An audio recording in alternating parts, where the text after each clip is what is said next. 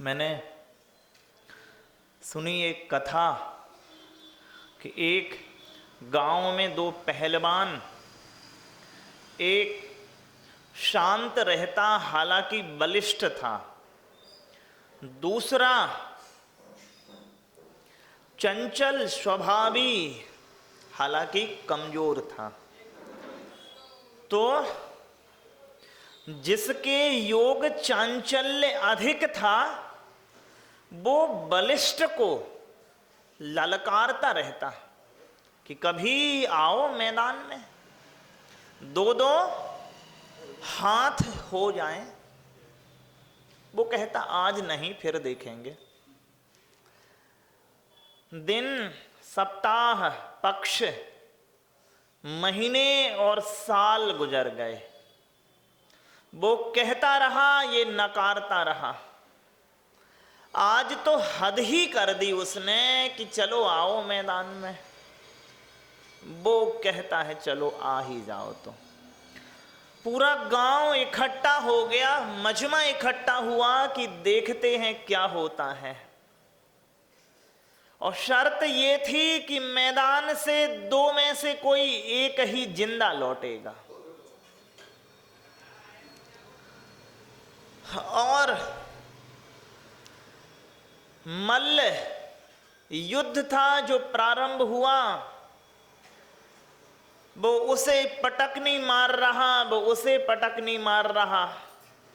कभी ये दबोच ले, कभी वो दबोच ले। और कुछ घंटों बाद हुआ ये कि जो बलिष्ठ था उसने योग चांचल्य जिस पहलवान का अधिक था उसे दबोच लिया। अब उसकी छाती पे चढ़ के बैठ गया और गर्दन दबाता है और जकड़े हुए हैं अच्छे जोर से। और सबको लगता है कि अब तो ये जकड़ के गर्दन मसल ही देगा। तो मसलने को था ही कि उसने जो नीचे दबा हुआ था उसके मुंह पे थूक दिया। और जैसे ही उसने थूका, उसने झट से उसे छोड़ दिया। उसकी पकड़ती वो कमजोर हो गई और दूर हटते हुए कहता है कि सुनो, अब कल लड़ेंगे। क्यों? आज क्यों नहीं? आज इसलिए क्योंकि तुम मैदान से बाहर हो गए।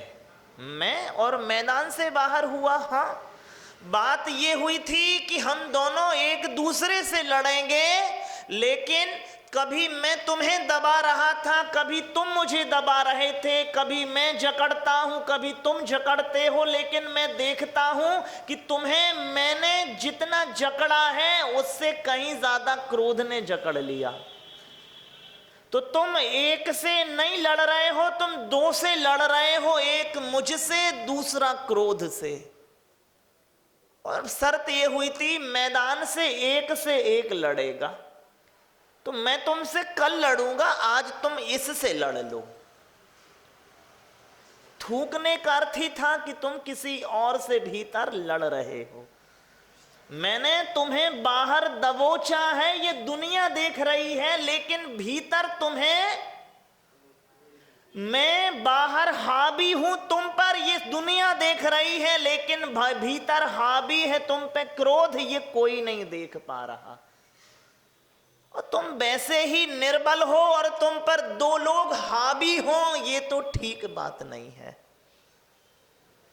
आज इसको हावी हो लेने दो, कल हम फिर मैदान में आएंगे, हम फिर हावी होएंगे। और जैसे ही वो हटता है तो वो जो दुर्बल चांचल्य पहलवान वो उसके पैर पकड़ लेता है। मुझे क्षमा करो, मैं समझता था कि तुम्हें बल कम है इसलिए तुम मुझे नकारते रहते हो। तुम्हें बल कम था इसलिए नहीं नकारते थे, तुम में बुद्धि अधिक थी इसलिए नकारते थे। क्या चाचा, मैं दो तरह से बच सकता हूं चीजों से, यदि बल कम हो या बुद्धि अधिक हो। महाराज साहब लिखते हैं कि क्षमा बड़ों को चाहिए, छोटों को उत्पात। है कि नहीं है? आज का जो सूत्र है वो सूत्र है कसायोदया तीव्र परिणामस चारित्र मोहस्य, कि कसाय के उदय से जो परिणामों में तीव्रता बनती है वो करती है चरित्र मोहिनी कर्म का आश्रव। कसायोदया तीव्र, कसाय उदय में आ रही है तीव्रता से, तो जो भाव बने। और चाचा यहां पर मैं हावी नहीं हुआ हूं, तुम पर कोई और हावी हो गया है। हम तो मैदान में फिर आ जाएंगे, पहले तुम इससे तो निपट लो। हम तो मैदान में मां फिर आएंगे।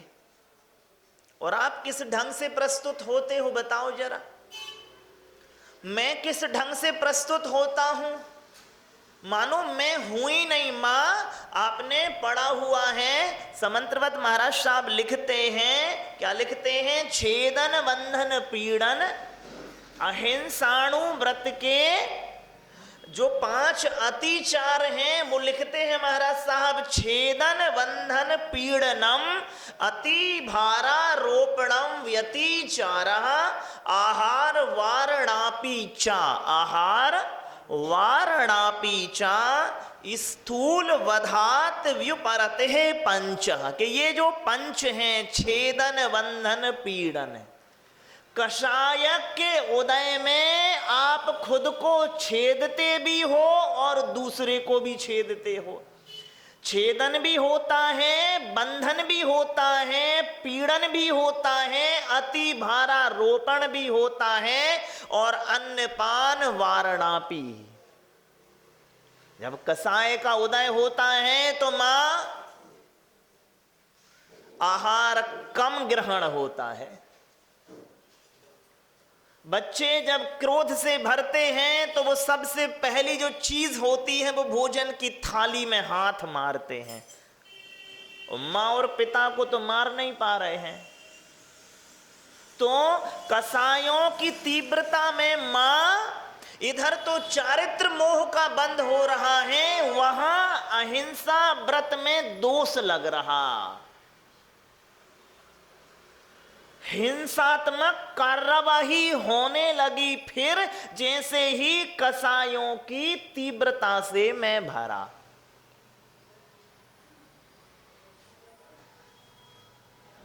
कोई भी सामान्य बुद्धि से हत्याएं थोड़े ही करता है। सामान्य बुद्धि, स्थिर बुद्धि से कोई गाली थोड़े ही देता है। बुद्धि में पुराने समय में चाचा जब महाराजा युद्ध लड़ते थे, राजा युद्ध लड़ते थे, तो वो बाकायदा ढोल नगाड़े युद्ध में ले जाते थे। वीर रस के कवियों को युद्ध में ले जाते थे कि इनका उत्साह वर्धन करो, इनमें ओज भर दो, ओज।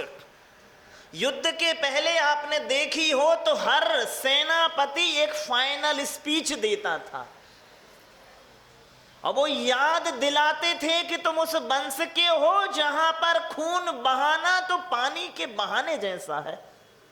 लड़ो, हम गौरव पाएंगे और स्वर्ग में सिंहासन हमारे लिए तो है। आज भी जब हम हिंसात्मक गतिविधियों में प्रवेश करते हैं तो पीछे से लोग आपको भरते हैं और इन्हें हम सलाहकार कहते हैं। क्या कहते मां? और जब मम्मी पापा से जो ट्यूशन ली जाती है उसके रिजल्ट भी देखने में आते हैं। बच्चे देख रहे हैं, पिता देख रहे हैं। तो मां, महाराज साहब कह रहे कसायों की उदय में, तो जो भी चाचा कसाये के उदय में हमने और आपने देखा है विगलित होते हुए चरित्र, चरित्र में स्थिरता कब खोई चाचा? कसायों के उदय में। मैं व्रती हूं और सद वचन भाषा समिति कब खोई? मुनि महाराजों ने, बताओ जरा, पुराने शास्त्र पढ़ के देखो। राजाओं ने कब खोई अपनी बुद्धि चातुर्य कब खोया? या तो जर की कसाय से भर गए, या जोरू की कसाय से भर गए, या जमीन की कसाय से भर गए। जर के मोह से भरे, जोरू के मोह से भरे, और जमीन के मोह से भरे। आज भी पूरी दुनिया में जो युद्ध लड़े जा रहे हैं वो दो ही चीजों पे है चाचा। एक तो जमीन के विस्तार और दूसरे अनुयायियों को बढ़ाने की चिंता। पूरी दुनिया में जो युद्ध है वो दो ही चीजों पे लड़े जा रहे हैं। या तो जमीन के हम विस्तार कर लें, मतलब विस्तार के पक्ष महत्वपूर्ण हैं, या तो मेरे अनुयायियों का विस्तार हो जावे, या जमीन का श्रद्धा विस्तारित हो, या भूगोल विस्तारित हो गए। तो चाचा अभी भी देख लो आप, बीघा बीघा जमीन पे लड़ रहे हैं।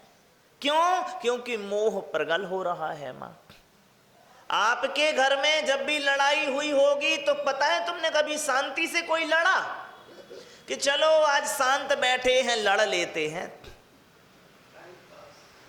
जब शांत बैठे हो और लड़े तो वे कहेंगे मजाक करते हो क्या? और महाराज साहब उसमें क्या लेते हैं? बंध हेतु अभाव। मोक्ष के कारणभूत तत्व क्या है? मोक्ष की प्रक्रिया क्या है? महाराज साहब लिखते हैं बंध हेतु अभाव निर्जराभ्याम कृतस्न विप्र मोक्षो मोक्ष। कि बंध के हेतुओं का तो पहले हो अभाव और शेष की हो निर्जरा तो बने मोक्ष। क्या मां? बंध हेतु अभाव, बंध के हेतुओं का हो अभाव। और बंध के हेतु क्या है? तो महाराज कह रहे मन वचन काय कर्म योगा सा आश्रवः शुभः पुण्यस्य अशुभः पापस्य। उसी श्रृंखला को, शुभ अशुभ की श्रृंखला को हम आगे बढ़ा रहे हैं। और 6वें अध्याय में तो अशुभ की श्रृंखला आगे बढ़ती है, 7वें अध्याय में शुभ की श्रृंखला आगे बढ़ती है। तत्वार सूत्र के 6वें अध्याय में अशुभ आश्रव का वर्णन है और 7वें में शुभ आश्रव का। तो महाराज साहब ये लिख रहे हैं कि कसायों की, कसाय की तीव्रता जब होवे तो होता है मां चरित्र मोह का। आपने अपनी धर्मेंद्र से पूछो, ये गुस्से में अपनी बाई के निमित्त से अपने बाबाओं को तक भला बुरा कहने लगते हैं। पूछ लो इनसे, ये खुदा ही बता रहे थे। कब कहते हैं मां? सामान्य बुद्धि में कहते हैं नहीं। जे सोचते हैं कि इन पे बाई हावी हो रही है, लेकिन जे समझ नहीं पाते हैं कि इन पे कसाय हावी हो रही है। और जे सोचते हैं कि मैं बाई के निमित्त से बाबाओं को कहता हूं, भैया तुम कसायों के निमित्त से कहते हो। किसके निमित्त से मां? कसाई के निमित्त से। कोई किसी पे कभी होता हावी नहीं, मेरा चरित्र ही मुझ पे हावी होगा। याद है ना वो कहानी? कौन सी? बधू ला रही थी चाय कप में तो गिर गई, तो ससुर ने पूछा बेटा चाय क्यों गिरी? वो डर गई। बेटा डरो मत, चाय इसलिए गिरी क्योंकि वो कप में थी। जो होगा वो ही तो छलकेगा कि नहीं छलकेगा। तो आपको लगे, मुझे लगे, किसी को संसार में लगे कि मुझे ये गलत ढंग से छलका रहे हैं, हाँ, गलत ढंग से या सही ढंग से जो भी छलका रहा हो, छलक वो ही रहा है जो भीतर है। क्या मां? हाँ, मैं भी छलकता हूं कभी कभी, लेकिन ऐसे छलकता हूं कि लोग कहते भैया ठीक से बूंद तो गिर जाने दो, यहां छींटे तक नहीं पड़ रहे हैं ठीक से। और जब आप छलकते हैं महाराज जी, ये छलकते हैं तो कहते सुनो, 2-4 बूंद की जगह रह जाने दो, और मुझसे कहते हैं कि 2-4 बूंदें पड़ जाने दो। आप ऐसे छलकते हो। और जिन्होंने भी आज तक चारित्र खोया है वो कसायों के उदय में खोया है, नहीं खोया। मागनंदी जी चाक चलाते हैं किसके उदय में? समंत्रभद्र मुनि महाराज जी भिक्षाटन करते हैं नाना प्रकार के देवालयों में, किसके निमित्त से? वे अपने मुनि महाराज जी थे जो 12 योजन वाले। देख, सबको याद, मैं 12 योजन कहूं तो तुरंत याद आ जाते हैं कि जे ही 12 योजन वाले हैं। तो 12 योजन वाले दीपायन मुनि थे, अपना चरित्र खोया किसके निमित्त से? 12 योजन नहीं थे, 12 गुना 9 योजन 108 योजन था। अच्छा महाराज जी, 12 गुना 9 योजन था। चलिए, तो और बे जो सगर चक्रवर्ती थे, बे अब जो अभी नरक का भोग कर रहे हैं किसके निमित्त से? सगर नहीं का नाम था उनका, वे 2 चक्रवर्ती थे ना, शुभोम। किसके निमित्त से बताओ महाराज जी, मुनि महाराज जी? अभी भगवान ने धर्म का ठीक से प्रतिपादन भी नहीं किया है, और चक्रवर्ती ने पूरे मन से अधर्म का प्रतिपादन कर दिया चक्र चला के। भगवान इधर ठीक से अहिंसा बता भी नहीं पाए हैं, और ये ठीक से हिंसा बता दिए भाई को। ठीक है कि नहीं है बताओ जरा मम्मी? तो जिन्होंने भी, चाहे चक्रवर्ती हो, नारायण प्रति नारायण हो, महापुरुष हो या पुण्य पुरुष हो, सभी ने जो चरित्र खोया है मां, आपसे बच्चे उसी दिन से डरने लगे जब आपने क्रोध का प्रयोग किया। नहीं तो वो कहेंगे जी बाई तो बहुत भली लगती थी, पहले भली लगती थी, अब भाला लगती है।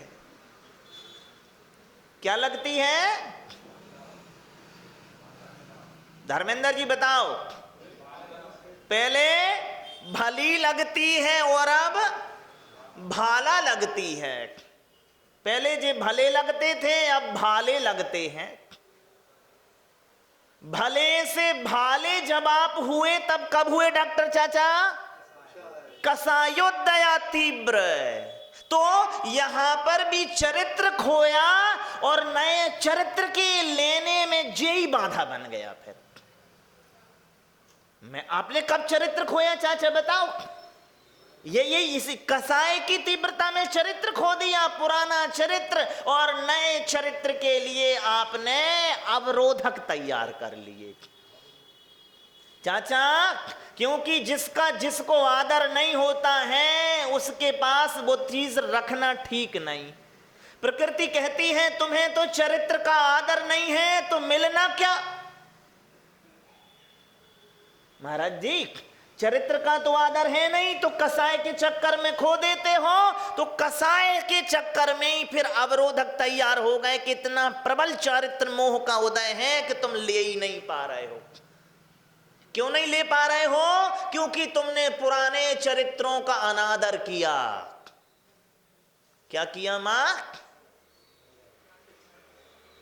जो पुराने जिम्मेदारियों का निर्वाह नहीं करते हैं उन्हें नई जिम्मेदारियां नहीं दी जाती हैं। पुरानी जिम्मेदारियों का निर्वाह नहीं किया तुमने, और क्या हुआ?